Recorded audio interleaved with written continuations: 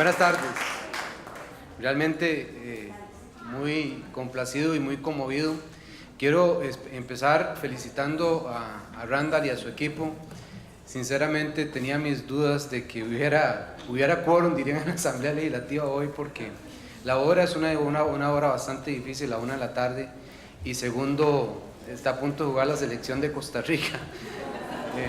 Ya podrán entender las dificultades.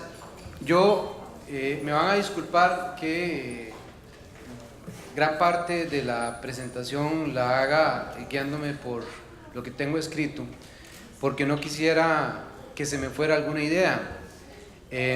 Como dice don Gerardo Rojas, a quien tengo muchísimos años de conocer, soy periodista. Hasta hace unas semanas fui el director de prensa acá en Casa Presidencial y por la gracia de Dios he estado en diferentes medios de comunicación y tengo que decir que soy epiléptico. Pero quisiera empezar diciendo algunas cosas importantes y permítanme iniciar con dos historias que se cruzan entre sí.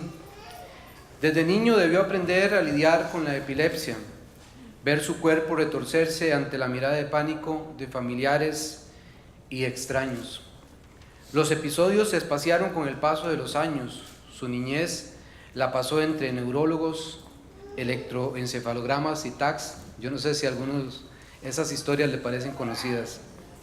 Logró superar la escuela, el colegio, la universidad y entrar a la vida laboral sin que la enfermedad significara un obstáculo para ello. Ella, a los 2 años y 6 meses, estuvo a punto de morir. Una fuerte crisis la llevó a sufrir un paro que la puso al borde de la muerte. A los 10 años, otra vez se encontró en estado crítico cuando, al estar internada en un proceso exploratorio de estos que nos han hablado los expertos, para determinar con mayor precisión el origen de sus crisis, le generó una serie de complicaciones que obligaron a los médicos a intervenir de urgencia. Ella también pasó su infancia entre consultorios y exámenes médicos. Y en este caso aún más avanzados, porque el Hospital Nacional de Niños y el Hospital San Juan de Dios han sido pioneros en el dictamen y en la eficiencia que han tenido con algunos exámenes modernos que se están aplicando. En el año 2007 se convirtió en una de las primeras pacientes en recibir un marcapaso vagal. Ambos tienen en particular no haber caído en el camino. Ambos, padre e hija, han enfrentado una lucha común. Ambos tienen en común haber tenido madres valientes que dedicaron sus vidas a sacarlos adelante. Hablo con propiedad porque esta es nuestra historia, la historia de mi hija, una hermosa fotógrafa que se encuentra ahí, y la mía. Hablo con propiedad porque, como muchos de ustedes, yo no sé cuántos de ustedes podrían levantarme su mano porque han padecido epilepsia o padecen epilepsia.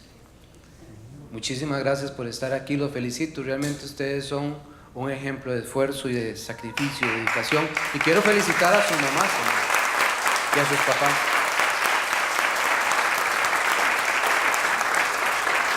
Y traje algunas otras historias aquí anotadas porque con el paso del tiempo he tenido la oportunidad de relacionarme con muchas personas que han padecido esta enfermedad. Como la de Yendri. Doña Zulmi y Yendri no nos pudieron acompañar hoy, pero Yendri fue la primera mujer que recibió un marcapaso en el país, a quien le daban decenas de crisis en un solo día. O la de una muchacha que un día me visitó en la Asamblea Legislativa y me dijo: necesito ayuda porque he intentado varias veces realizar las pruebas de bachillerato y no puedo porque cada vez que lo intento me da una crisis. O la de una joven de 17 años quien en el 2012 daba parte de su testimonio del periódico La Nación. Ella decía lo siguiente: tengo epilepsia desde los 4 años, es muy duro, hay gente que es muy cruel. Mis compañeros me tomaron un video en una crisis y lo subieron a internet. O la de una joven a la que su esposo la dejó poco después de casarse, por temor, por ignorancia o por cobardía. Puedo continuar con estas historias de esfuerzo, pero también de ingratitud y de ignorancia, pero quiero aprovechar algunos minutos para esbozar algunas cosas que he venido diciendo desde hace bastante tiempo sobre el tema de la epilepsia en el país. Según la Organización Mundial de la Salud, la epilepsia es un trastorno neurológico crónico que afecta a personas de todas las edades. En el mundo, según las cifras que logré buscar ayer, hay 50 millones de personas que padecen de epilepsia. Desafortunadamente, aunque ya he solicitado las estadísticas a la Caja Costarricense de Seguro Social, no existen datos fehacientes de cuántas personas padecen epilepsia en Costa Rica. Ese es un primer elemento. Lo que nos dice es que la enfermedad no está siendo bien estudiada en el país. La epilepsia responde al tratamiento en aproximadamente un 70% de los casos, pero alrededor de 3/4 partes de los afectados residentes en países en desarrollo, eso lo dice la Organización Mundial de la Salud, no responden al tratamiento que necesitan. Los pacientes y sus familias pueden ser estigmatizados y discriminados, y estoy seguro que a algunos de ustedes les habrá ocurrido en el paso de la vida. Existen varias formas de presentación de las crisis epilépticas y no quisiera detenerme en eso porque ya los expertos han hablado sobre este tema, pero sí quisiera decir esto de que existen diferentes manifestaciones porque muchas veces las crisis epilépticas o la epilepsia la tratan igual de todas en todos los sentidos y realmente hay diferentes manifestaciones y diferentes posibilidades. Es importante señalar esa diversidad de manifestaciones y tipos de epilepsia porque estas condiciones marcan una disyuntiva en el país, ya que todas las personas con epilepsia deben recibir una atención diferenciada. La vida cotidiana en general de gran parte de las personas que padecen epilepsia está marcada por el aislamiento, el trauma psicológico, el desprecio de la sociedad. No sé si a ustedes les habrá pasado, pero yo recuerdo la última crisis que yo tuve hace 4 años en un banco. Dicen que fue algo bastante serio. Estaba haciendo fila en un banco en Heredia y realmente fue una condición bastante traumática. Recuerdo también una crisis que tuve en la Asamblea Legislativa, me mordí mucho la lengua y a raíz de eso me incapacitaron más que por la crisis que había tenido por haberme mordido la lengua. Estuve más de un mes incapacitado porque la lengua cuesta mucho, no sé si el médico todavía está, pero la lengua cuesta mucho que sane. Y después venía el temor y la duda mía de volver a la oficina sabiendo que había pasado esa situación complicada.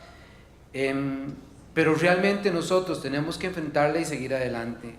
Hasta hoy la epilepsia es una enfermedad con muchos mitos que nacen de la mano de la desinformación y se transforman en una cadena para las personas que padecen epilepsia y que sufren el rechazo.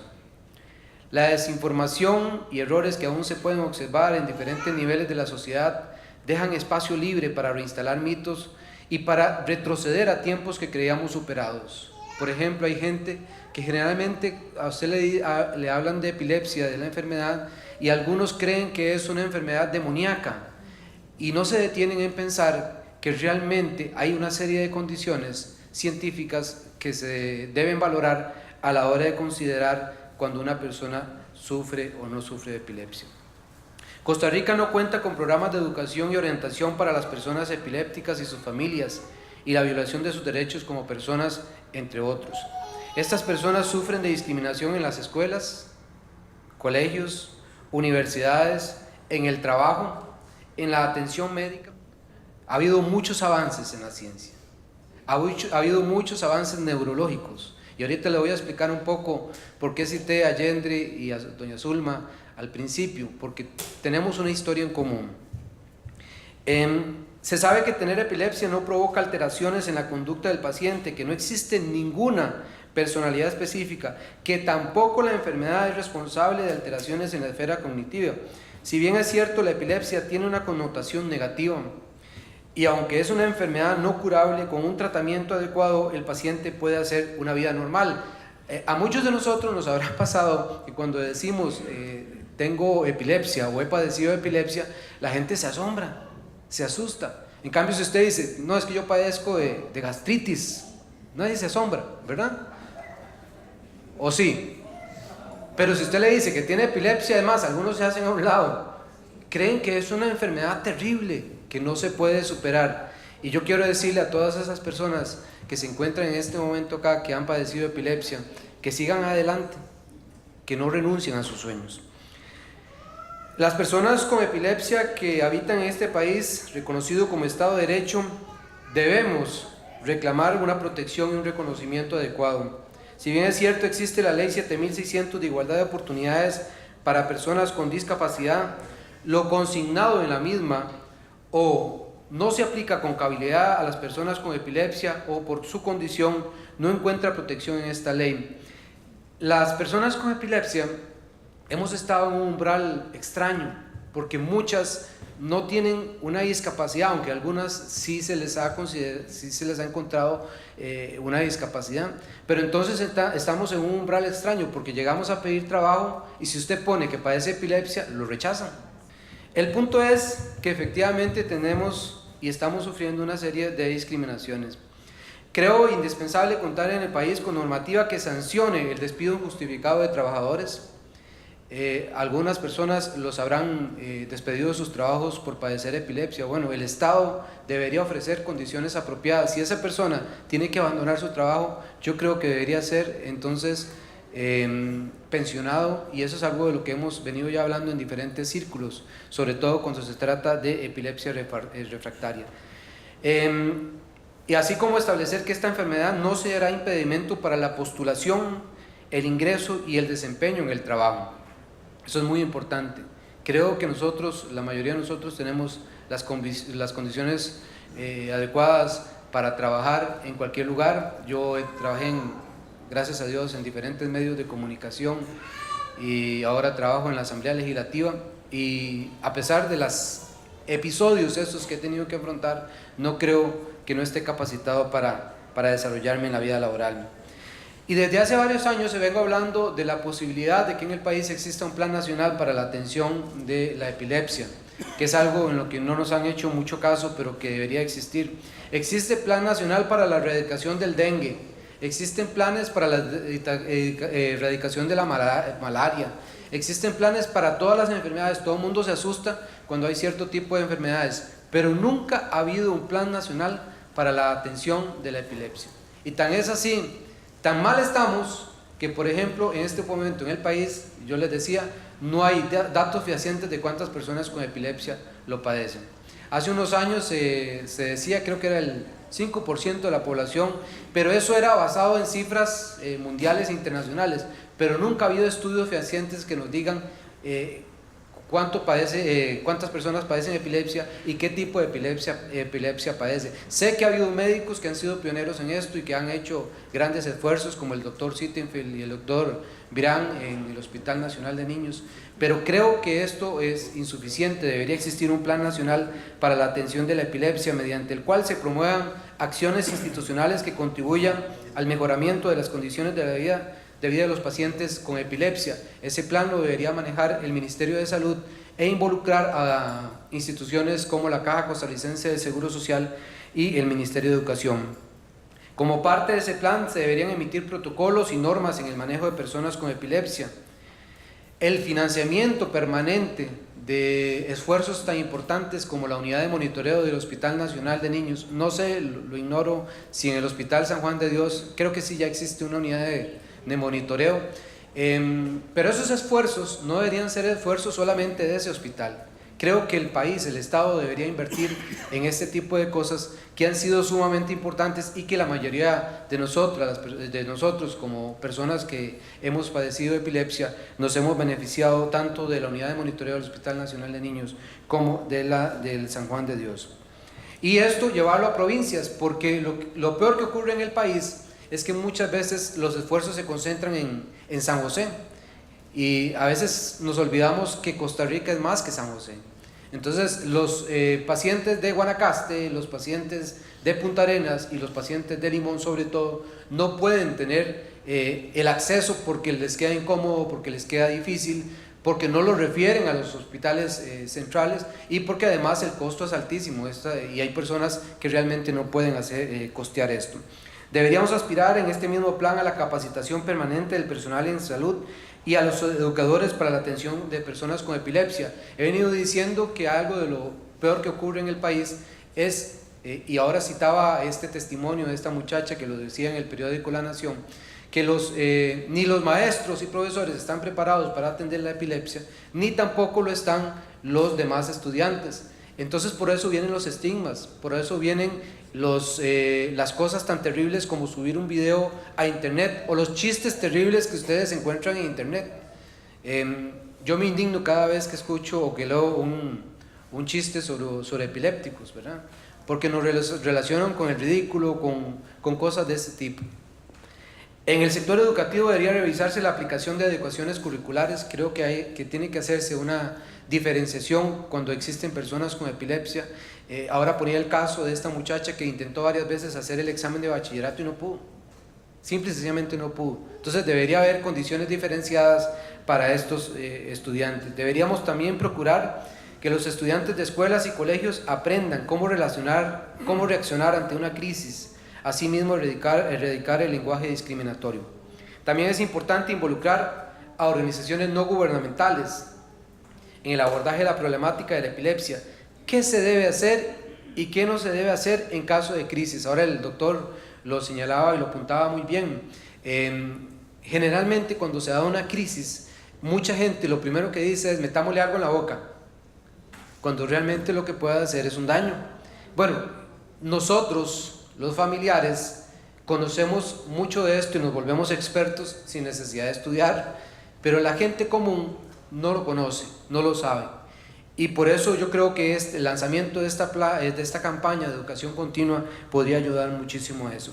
También el Plan Nacional buscaría bajar la incidencia de este padecimiento, desarrollar mayores espacios de información para pacientes y sus familiares, así como el público en general, y aumentar la investigación en este campo, así como desarrollar una mayor especialización en el tratamiento.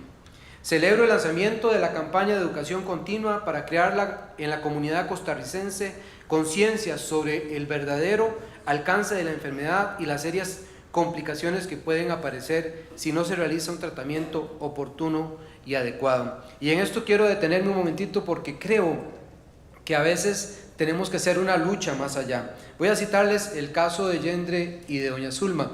Doña Zulma llegó a buscarme un día cuando yo trabajaba en la asamblea y me dice, don Mario, ¿usted me podría ayudar? Ya tengo fama de pelotero. ¿Usted me podría ayudar para hacer una campaña para que a mi hija le puedan colocar un marcapaso vagal? Creo que en ese momento, no sé si me hablaba de costos alrededor de 16 millones de colones, por ahí andaban, y eso era lo que ella quería recoger. Me dice, ya hay un paciente que se lo colocaron en Houston, Texas, pero aquí en Costa Rica no se hace. Entonces le dije, no, yo no le voy a ayudar a usted para eso, la caja tiene que hacerlo. Entonces iniciamos la lucha, fuimos a la sala constitucional, por dicha no, aunque se ganó el recurso de amparo, pudimos hacerlo por otros medios y finalmente logramos que en el país se colocara marcapasos. Y estoy diciendo esto porque creo que nadie va a defender los derechos por nosotros tenemos que hacerlo. Y puede ser que el tratamiento que usted esté recibiendo no necesariamente sea el mejor para la condición que usted tiene. Y eso es algo muy importante, no se quede solamente con lo que están diciendo. Yo con una pastilla de fenobarbital de 100 miligramos me basta y me sobra, me va bien. Las veces que me han dado crisis es más bien por lo que decía la psicóloga, dejé el tratamiento a la fuerza, cosa que no debemos hacer, debemos cuidarnos. Y quizás también por ese estigma, porque yo quería ya pasé, la epilepsia es una etapa superada, y entonces dejé el tratamiento. Pero creo que usted no debería conformarse solamente con lo que está recibiendo en este momento. Pide información, exija sus derechos, y yo creo que hacia eso deberíamos conducirnos cada uno de nosotros.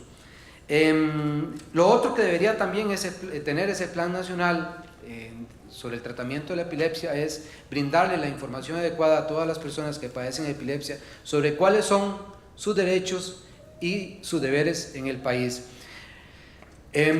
Gracias a Dios ahora se cuenta realmente con esos dispositivos, se cuenta también con las operaciones, pero como el doctor lo explicaba, no en todos los casos se aplica, pero no se conforme con lo que le están dando en este momento, vaya más allá.